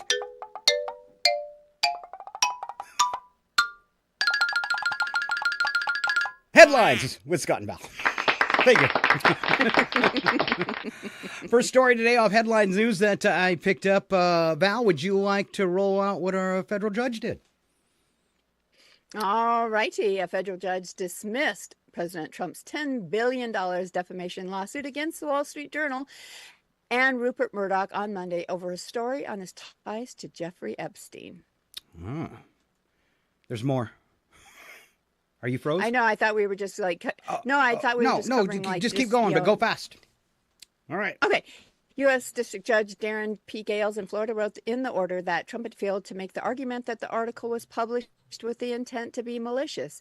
Trump filed the lawsuit in July, following up on a promise to sue the paper almost immediately after it put a new spotlight on his well-documented relationship with Epstein by publishing an article that described a sexually suggestive letter that the newspaper showed which bore Trump's signature and was included in a 2003 album compiled for Epstein's 50th birthday. I'm going to skip ahead to another story, but because it ties into that card. So he lost the lawsuit against the Washington State Journal. Of course, he always appeals, so that will be expected. But I had one at the right before the bottom that went along with this. Donald Trump may be in for another rough night at the White House Correspondents Association dinner. You remember he's always skipped this as being president because he hates the press. Well, he says he's going this year. Excuse me. President will attend the event later this month, ending his 15-year boycott, only to witness what you just said. The Wall Street Journal is going to be awarded. They've won an award for their bombshell story about him and Epstein, and he's going to have to sit through the Washington State Journal getting that award for the story that he says isn't true, which bears his signature. All right. The reason that he is there has to be something that he has planned. The fact that he is attending after refusing all these many times, he has to have something planned. He's got something up his sleeve. It should be exciting. Yeah. If nothing else, exciting. All right. Will you go back up where we were and take over? Yes, and we continue. We know that he insults women, dignitaries, and more without regard, but really, Pope Leo. President Trump on Monday defended his decision to post an AI-generated image appearing to depict him in the likeness of Jesus shortly after insulting Pope Leo, instead insisting the image shows him as a doctor.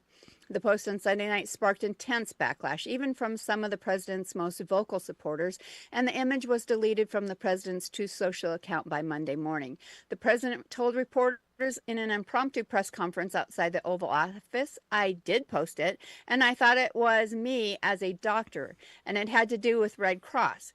There's a Red Cross worker there, which we support, and only the fake news would come up with that one.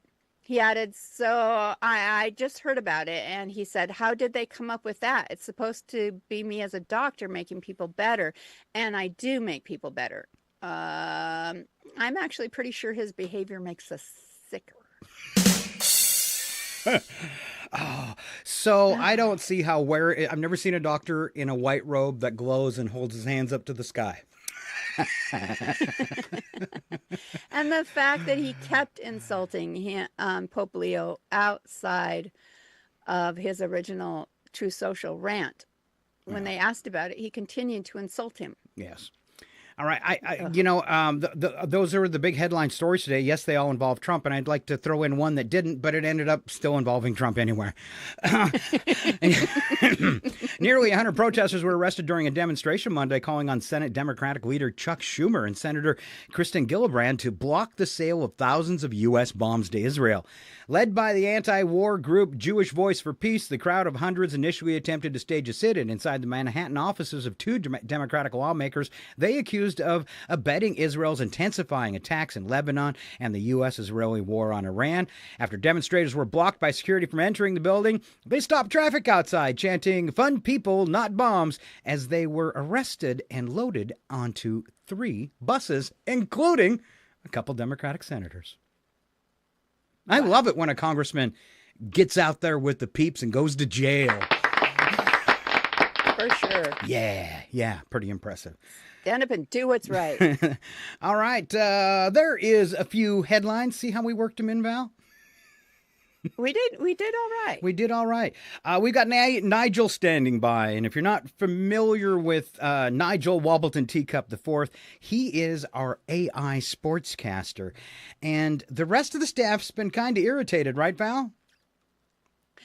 For sure. I mean, he is getting more spins than us, more attention. I don't get it. Evidently, he's funnier. I don't know what to say.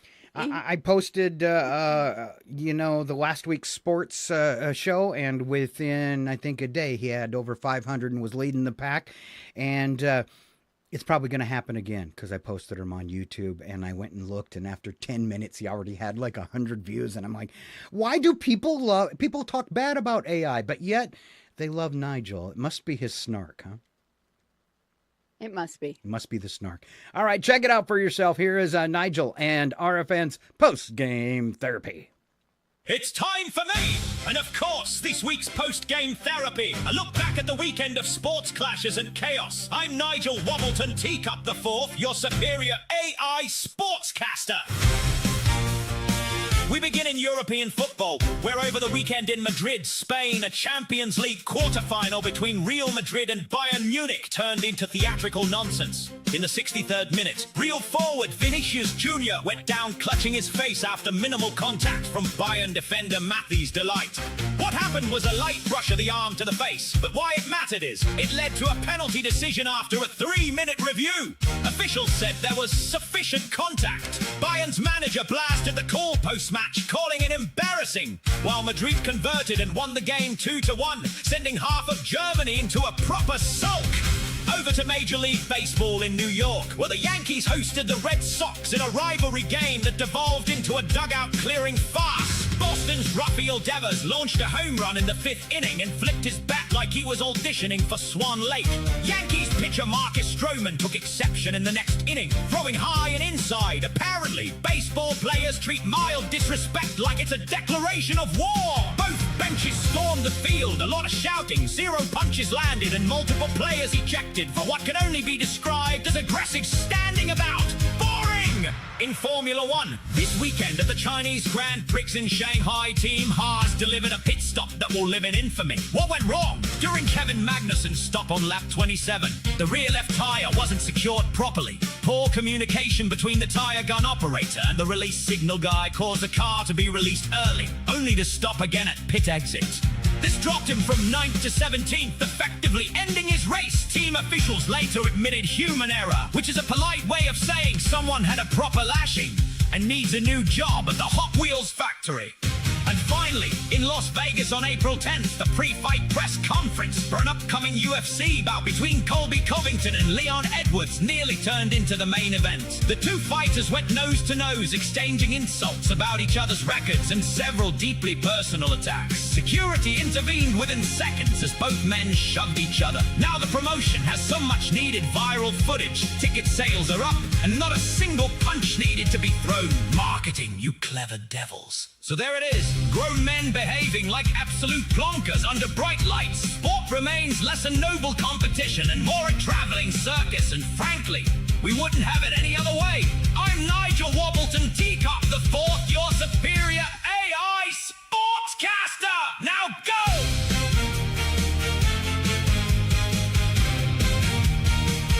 Now go. All right, looks like Nigel may be having too much coffee today. I know. He ended on kind of an aggressive note. Very today. aggressive. Very, very aggressive. Yeah. All right, there he is, Nigel Wobbleton Teacup the Fourth. Very hard to produce, all that AI stuff. People think, oh, AI is so easy, but I spend at least, I think this was the quickest one. I think I spent like 2.5, 3 hours putting that together, till you clone the voice, till you fix any mistakes that he makes, and then till you put some footage behind it or whatever. It's quite the little process. But I'm glad for all the work I put in. I'll keep doing it as long as you keep giving it those spins. That's right. Slap a like on there. I use AI for my designs on my Farkle boards. And again, I think people think, just AI just pops it out and it's, but I can spend hours just having it edit different parts of it, change things that it does wonky, because a lot of the times AI does some pretty strange stuff, and so it's a lot of work. All right, we're doing a time check on the Pacific Coast. It is 1 minute before the hour of 9 a.m. If you happen to miss what's next is Odd News, where we go crazy before the end of the show. Don't forget, we always cut it up into a separate show and post it at some time during the week as well. But it's ready. Ladies and gentlemen, brace yourselves. It's time for Odd News with Scott and Val. The only segment brave enough to ask, who let this happen? And then read it out loud anyway. Proof that evolution is taking a coffee break in America. And 1 or 2 other places too. These are real stories involving real people who woke up that morning and chose chaos. If you're thinking, surely no one would actually do that, allow us to assure you, yes, they would, repeatedly. So settle in, lower your expectations, and remember, this isn't fiction. It's humanity, unsupervised, on Odd News with Scott and Val. Oh, yeah. Big show today for Odd News. Lots of songs, and we kick it off with the news attack, where the first sentence is true, second sentence is a bad joke, and Val kicks it off. All right. A researcher at Tel Aviv University says procrastination might be a trait we learn from our parents. If they were procrastinators, you have a good chance of being one too. By the way, the story's about a week old. I'm just getting around to it now. A study finds that children as young as 16 months old understand joking around, but even then they think Dad's dumb. I hated that. It's a good joke. Of the 200 million adults in the U.S., more than 75 million are now classified as obese. Ooh. I'm better at eating pizza than doing math, but I think that's a lot. It is a lot, Val. Of the 210 million adults, Val, which is a lot, in the U.S., more than 75 million are now classified as obese. If you haven't heard, it probably explains why 22 babies this year already have been named Grubhub. It's my little baby Grubhub. Disney Plus has around 110 million subscribers. That's a lot of 8-year-olds with credit cards. Oh, yeah. Research shows that sighing. Wow, should I start? Research shows that sighing is essential to our health. If we didn't sigh, our lungs would fail. Did you know that? I guess. All right. Also, our spouses wouldn't know when we're ready to leave the party. All right, we're moving into Wacky But True. We don't add anything to these stories, but a song that helps sum it up. And today, as a special, we start and end in Florida. All right, and they tie together. State in the union. And we'll make them tie together. Okay. Okay. All right. Take us there, Val. All right, in Celebration, Florida, yes, the Disney design town where everything is supposed to be magical, reality took a hard left turn this week.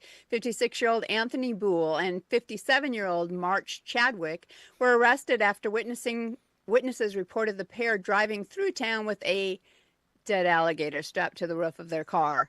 Authorities say the alligator's origin, cause of death, and frankly, the reasoning behind any of this remains unknown. What is known is that the gator was secured to the roof like a piece of luggage, and wildlife charges are now pending. Because nothing says normal Saturday like turning your sedan into a reptile hearse. To be fair, in Florida, strapping a dead alligator to your roof is technically considered home decorating. And for the record, investigators believe the alligator had the highest IQ of anyone in that vehicle. Probably true.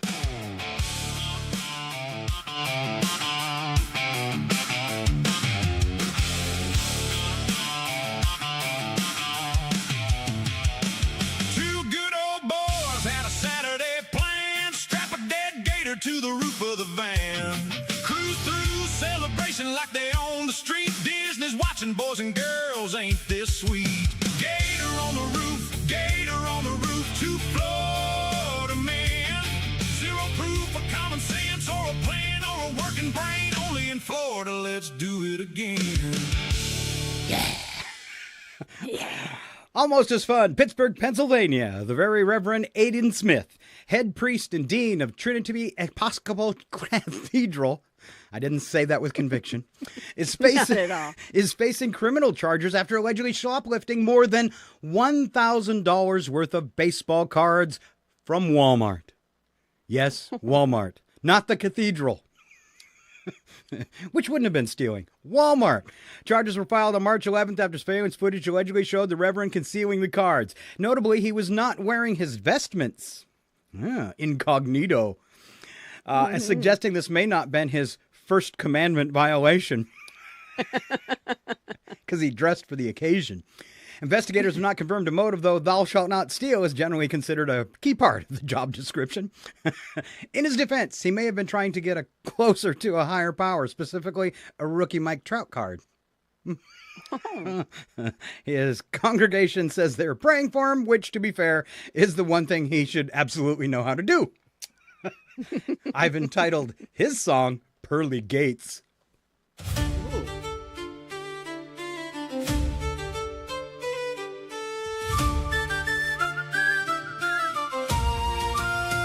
He preaches on Sunday, he steals on the side.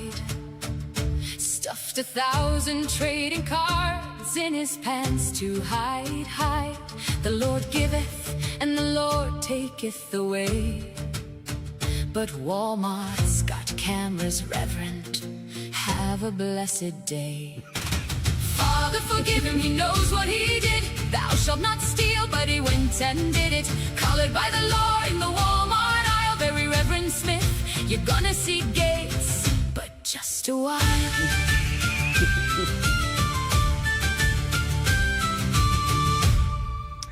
Hoping for Gates, but he got bars.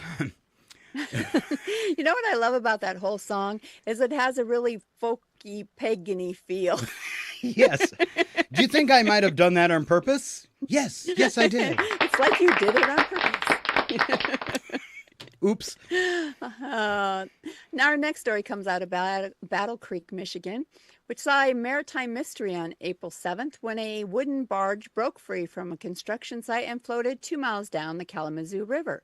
Along the way, it collided with both the Angle Street Bridge and the 20th Street Bridge. Residents called authorities. Authorities acknowledged the situation and then explained they were not the right agency to call. Calls were redirected to the county sheriff's Marine unit, which did not respond. The state environmental agency also said it was unaware. Meanwhile, the barge continued its solo tour of public infrastructure.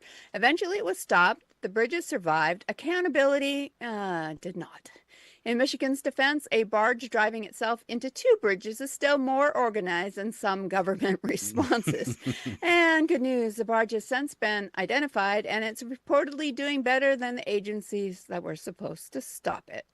When I heard this story, I imagined, what do you think? Bubbles on the interstate? I don't... No, I'm teasing.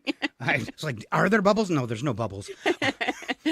I envisioned pirates stealing the barge. Oh. Yes, Oh. yes. Okay, I'm ready. Broke loose on a Tuesday. Bumpity and hit those bridges. Are they okay? Nobody claimed it. Nobody had answers. Bumpity, bumpity, this barge has no company. Nobody's barge, nobody's fault. The city said call the county. The county said halt. The state said they'd look into it someday. Meanwhile, that barge just floated away.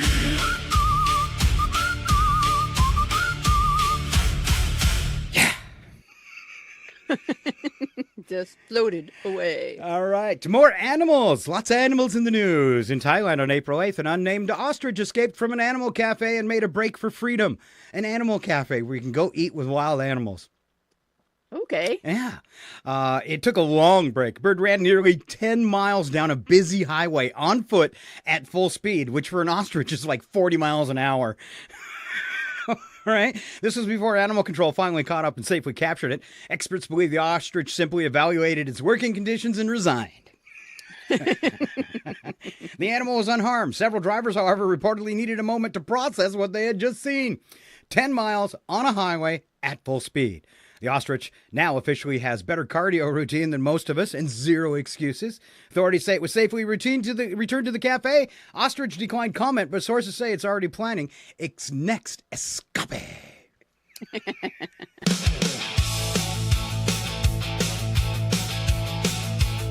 Walked out of that cafe and never looked back. 10 miles of highway, staying right on track.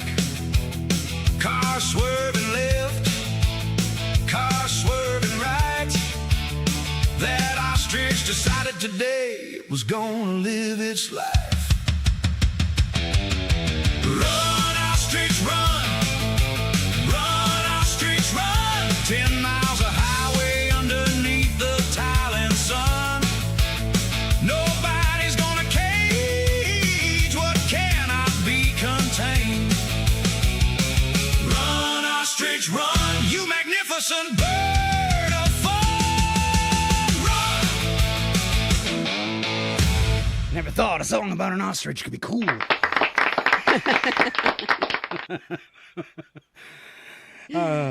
50,000 bucks, Val. Right. Woo! All right. In Ohio, during the week of April 1st, a woman nearly threw away a winning lottery ticket worth $50,000. Why? Because she thought it was an April Fool's joke. The woman, who regularly plays with her mother, scratched the ticket, saw the prize, and assumed it couldn't possibly be real. Fortunately, she double-checked before tossing it, confirmed the win, and collected the money.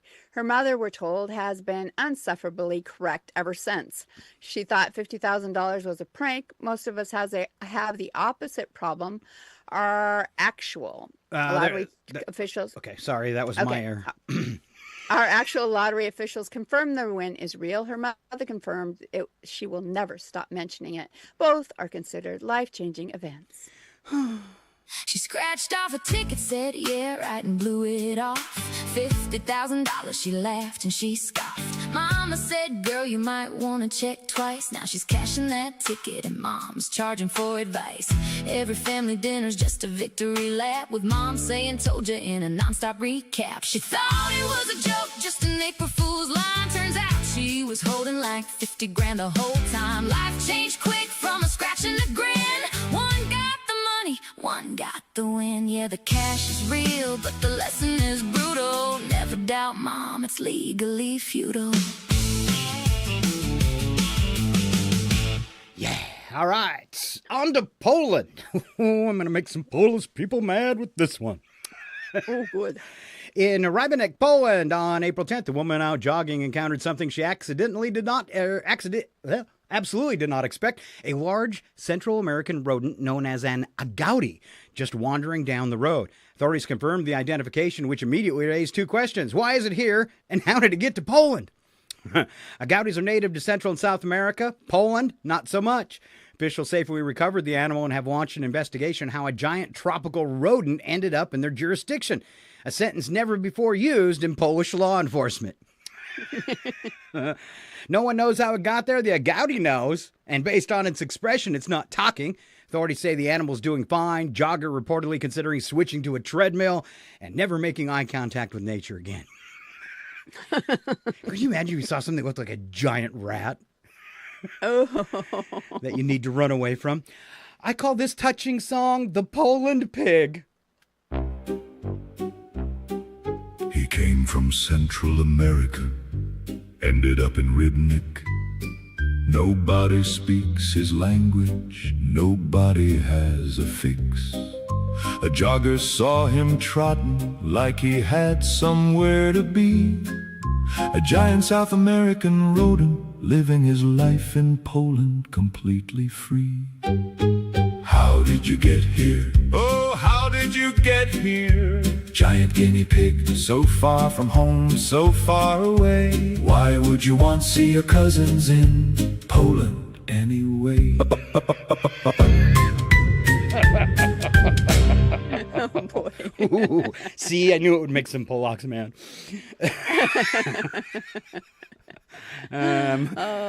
That's one of those I want to play again. All right. Last story is from Florida. Full circle. We're going to finish back up in Florida because, of course, we are.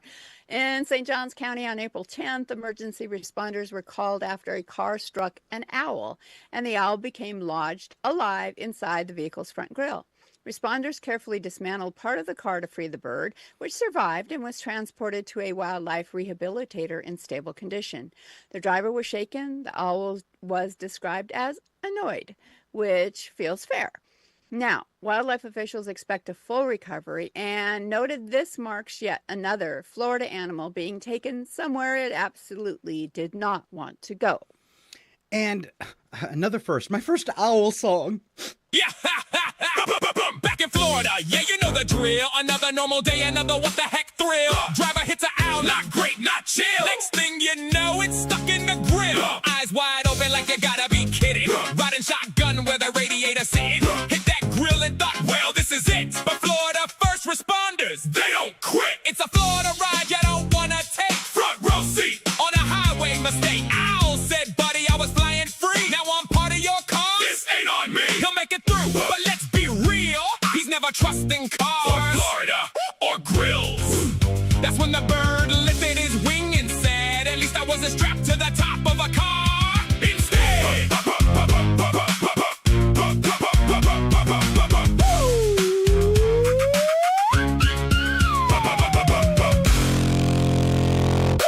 And that's your odd news for Tuesday.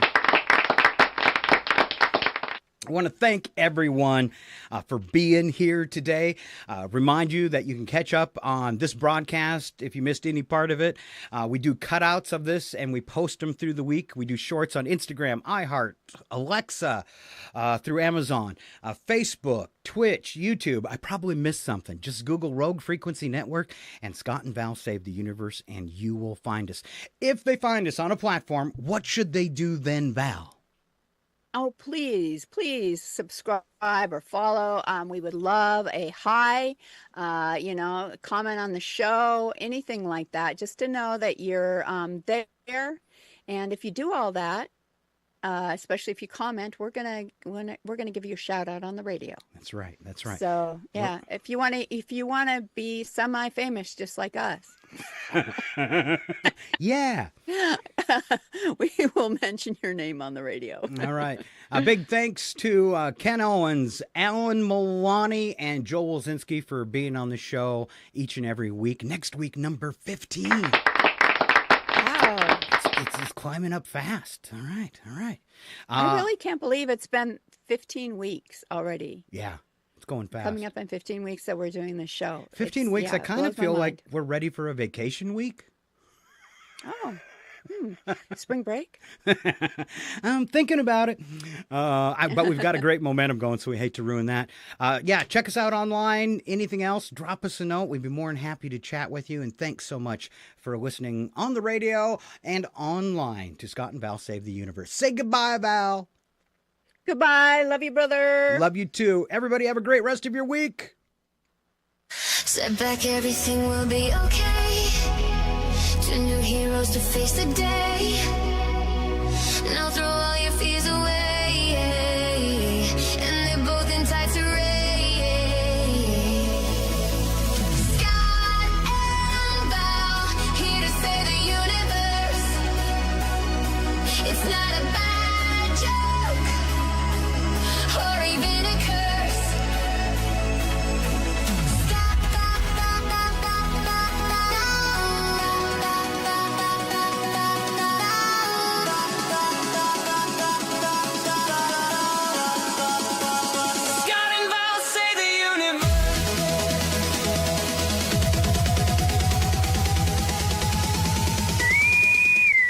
Will self-destruct in 20 seconds. This is your last chance to push the cancellation button. Engage. Don't forget, catch Scott and Val here every Tuesday morning at 7:20. I hate this job. Scott and Val save the universe.